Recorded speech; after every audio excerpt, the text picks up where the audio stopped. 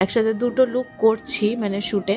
তো প্রথম একটু নার্ভাস ছিলাম যে সবটা ঠিকঠাক হবে কিনা, কারণ আল্টিমেট লুকটা কমপ্লিট হয়ে যাওয়ার পর আমরা সেই যেন যেই কনসেপ্টটা ভেবেছি, যে থিমটা ভেবেছি, সেটা যেন প্রপারভাবে সবাই মিলে নামাতে পারি। এটা ছিল আমাদের মেন উদ্দেশ্য।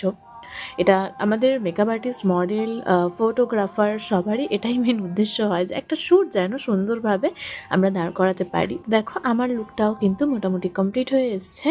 আর আমি স্কিনে খুব বেশি লেয়ার দিইনি, কারণ আমার স্কিন তো এমনিই ভালো ছিল না, তোমরা দেখলেই। যতটুকুতে আমার লুকটা ঠিকঠাক দাঁড়িয়ে যাবে আমি ততটুকুই চেষ্টা করেছি।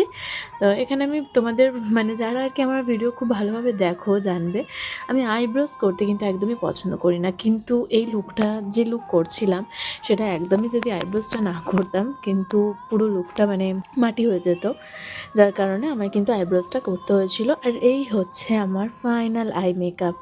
তোমরা কি ভয় পাচ্ছ একটু একটু দেখে? আমি জানি না তোমাদের কি রিয়াকশন হবে আমার আইস দেখে। অপেক্ষা করো, শেষটার জন্য সবসময় অপেক্ষা করতে হয়। শেষটা কিন্তু সব কিছু সুন্দর হয় যদি আমরা চেষ্টা করি তো সুন্দর করার। তো দেখো আমার মডেলকে তারপর খাওয়া দাওয়ার পর লিপস্টিক পরিয়ে দেন হচ্ছে আমার এটা ফাইনাল পার্ট, সিঁদুর পরা। ভীষণ ডিফিকাল্ট লাগছিলো, মানে একটু টেনশন হচ্ছিলো সিঁদুরটা যেন না মেকআপের ওপর পড়ে যায় পুরোটা। আর আমি সিঁদুরটা চেয়েছিলাম একটু ছড়িয়ে পড়তে, মানে কপালের দিকটা খুব বেশি নয়, সামান্য একটু ছড়িয়ে পড়তে, তবেই ঠিকঠাক লাগবে। তো আশা করি এবার আস্তে আস্তে তোমরা বুঝতে পারছো যে আমরা কোন শ্যুটটার ভিডিও শেয়ার করতে চলেছি।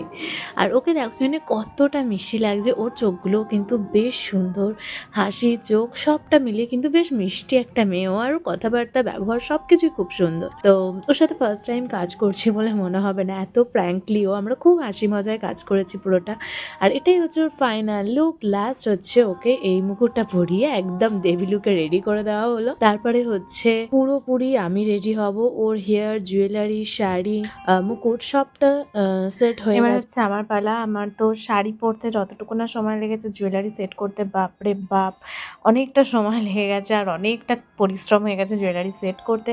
আর এই যে তারপরে দেখো আমরা ছাদে চলে এসেছিলাম, পুরোপুরি কিন্তু এটা আমাদের একটা আউটডোরে শ্যুট হয়ে গেছে বলতে পারো, মানে কোনো ব্যাকগ্রাউন্ডের ইউজ আমরা করিনি। তবে হ্যাঁ, মডেল যে ছিল তার ক্ষেত্রে তার শ্যুটগুলো নেওয়ার জন্য কিন্তু আমরা ব্যাকগ্রাউন্ড ইউজ করেছিলাম, বাট আমার ক্ষেত্রে কিন্তু কোনো রকম ব্যাকগ্রাউন্ড ইউজ হয়নি।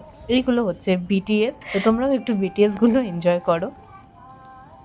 দুর্গার সাথে ক্যামেরাম্যানও তো চোখ বড় বড় করে ফেলি। এবারে একটু শুনেছি না, নাচো না, একবার নাচো, লাইটটা দিতে একবার ওর দিকে লাইট মারো, ওর দিকে কি দেখো লাইট